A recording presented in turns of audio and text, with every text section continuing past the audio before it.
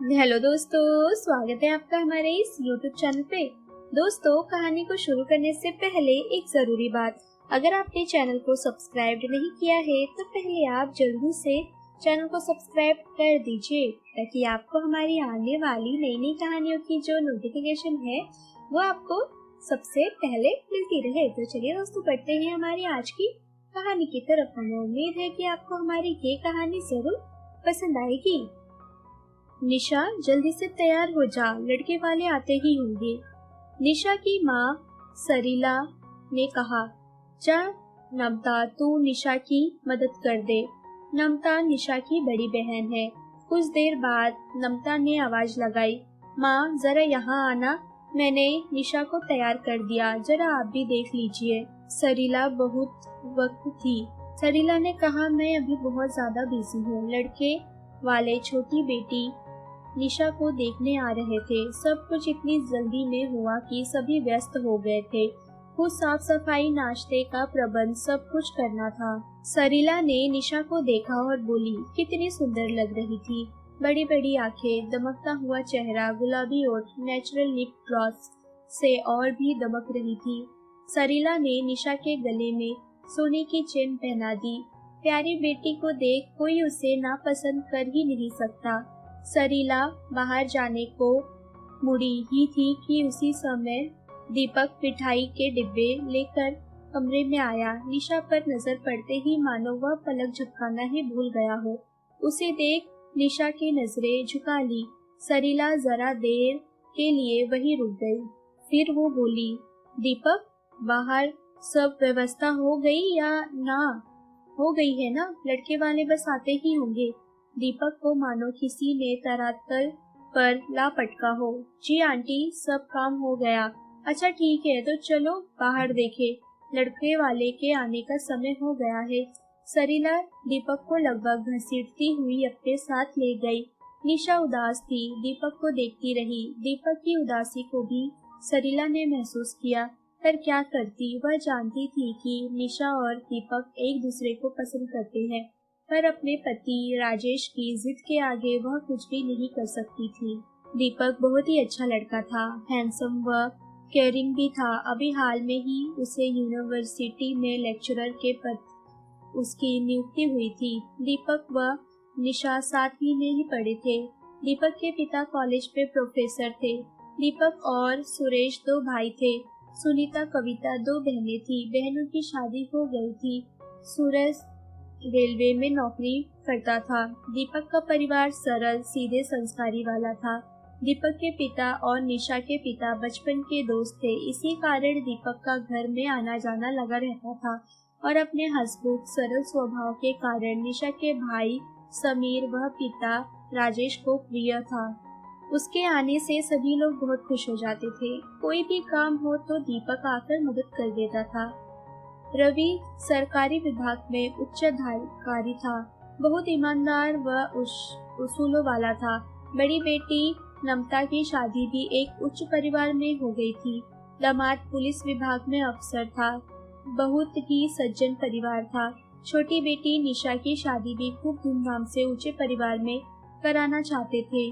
दीपक रवि को पसंद तो था, पर उन लोगों का स्टेटस ऊंचा था। निशा कुछ कह नहीं सकती थी क्योंकि मम्मी पापा को वह बहुत ही प्यार करती थी। दीपक व निशा ने अपने मन को समझा लिया था और चुपचाप स्वीकार कर लिया था।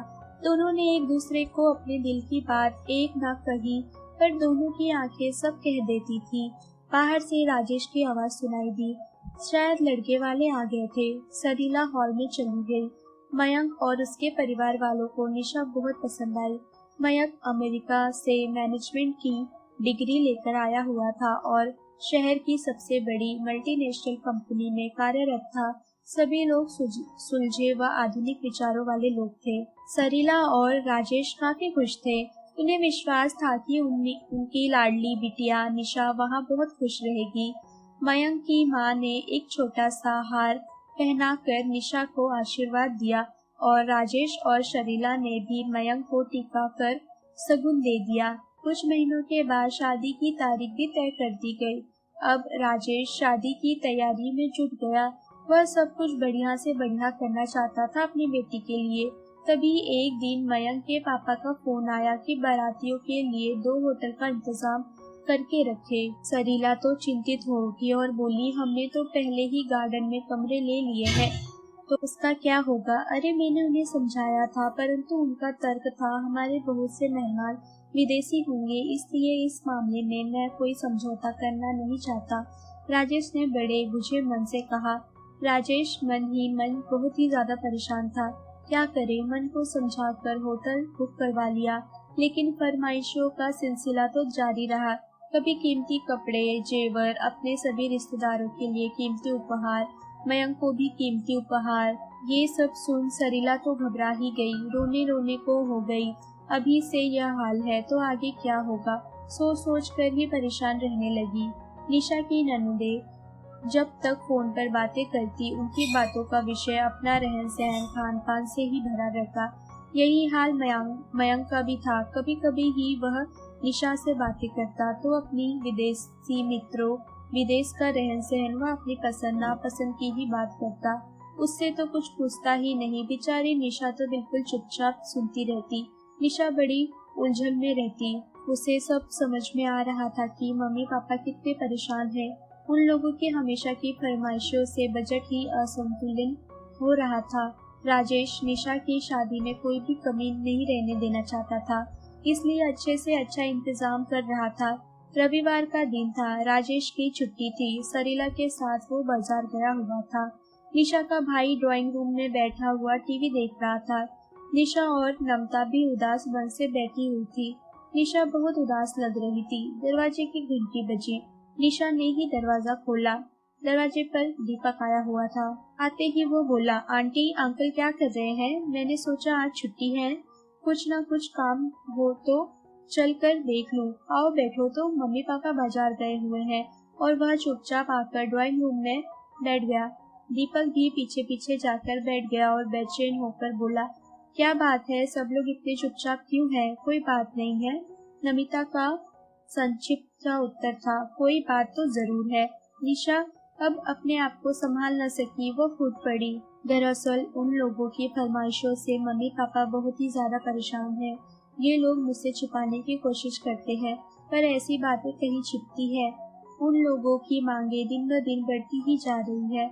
मम्मी उदास और चिंतित रहती है और पापा तो सदा ईमानदार उसूलों वाले रहे। कहाँ से इतना करेंगे? रिश्वत का नाम सुनते ही गुस्सा आ जाता है। मैं तो उस परिवार से संबंध ही नहीं रखना चाहती, पर जानती हूँ अपने मान सम्मान के लिए ये लोग परेशानी झेलने के लिए भी तैयार रहेंगे। इतना कहकर निशा रो पड़ी। अच्छा दीदी, जरा चाय बनाकर ले आओ। निशा का भाई समीर वातावरण को हल्का करना चाह रहा था। ये सुनकर दीपक गंभीर हो गया। वह चुपचाप कुछ देर बैठा रहा। नमता चाय लेकर आई। सब लोग चुपचाप चाय पीते रहे। ठीक है, मैं कल आऊंगा, समस्या सुलझाने की मैं कोशिश करूंगा, कहकर और कप धीरे से रखकर वो चला गया। दूसरे दिन शाम को सरीला और राजेश ड्राइंग रूम में बैठे हुए चाय पी रहे थे। तभी फोन की घंटी बजी। राजेश ने बड़े अनमने ढंग से फोन उठाया। फोन मयंक के पापा का ही था। कह रहे थे, मेरे सभी रिश्तेदारों का टीका कम से कम 1001 से करिएगा। सरीला ने सुना तो वो परेशान हो उठी। बोली, हद हो गई, और फरमाइशें करते जा रहे हैं। अभी से यह हाल है तो आगे क्या होगा? रोने लगी। तभी दीपक ने प्रवेश किया। दीपक को देख राजेश बोला, आओ दीपक, कैसे हो? दीपक दोनों के पांव छूकर सोफे पर बैठ गया। अंकल, कल मैं आया था, आप और आंटी बाजार गए हुए थे। सरीला ने चुपचाप चाय का कप उसकी ओर बढ़ाया तो वह सरीला चेहरा देखता ही रह गया। उसकी नम आंखें थी। यह क्या आंटी, आप रो रही है? कुछ नहीं, कहकर सरीला चुप रह गई। दीपक चाय का कप रखते हुए बोला, मैं जानता हूँ आप लोग मुझे कुछ नहीं बताएंगे, पर मुझे बहुत कुछ मालूम हो गया है। अंकल प्लीज, मेरे योग्य जो भी काम हो मुझे बताइएगा।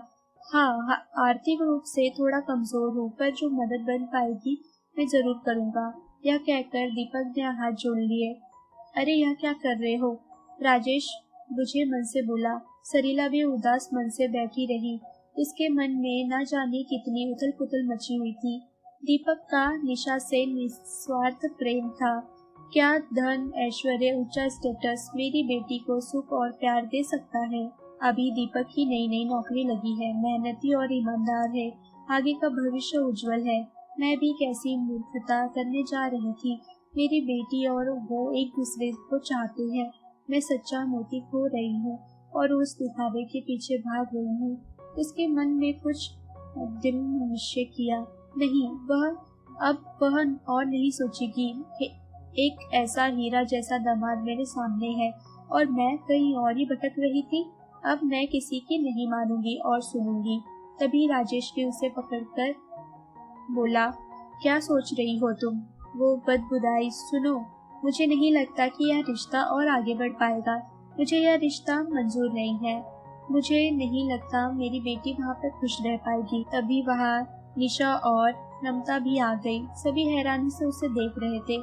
तभी पति राजेश के पास जाकर सरीला ने कहा, यह हमारी भूल थी कि हम स्टेटस के चक्कर में ऐसे हीरे जैसे दामाद को पहचान ना सके। वो भाव विहल हो उठी। उसने निशा को अपने पास बुलाया और अपना हाथ दीपक के हाथ में रखते हुए बोली, रिश्ता तो वही होना चाहिए जहाँ धन से अधिक रिश्ता को महत्व दिया जाए। दीपक से ज्यादा और कौन इसे समझेगा? मुझे तुम दोनों का रिश्ता मंजूर है। मेरी बेटी का हमेशा ध्यान रखना। सिद्धांतवादी राजेश पहली बार हार गया और सभी लोग हैरानी से सरीला को देख रहे थे। नम्रता ने खुशी से ताली बजाते हुए कहा, दीपक जी मुबारक हो। चलिए जल्दी से मम्मी पापा के पैर छुए और बारात लाने की अब तैयारी कर लीजिए।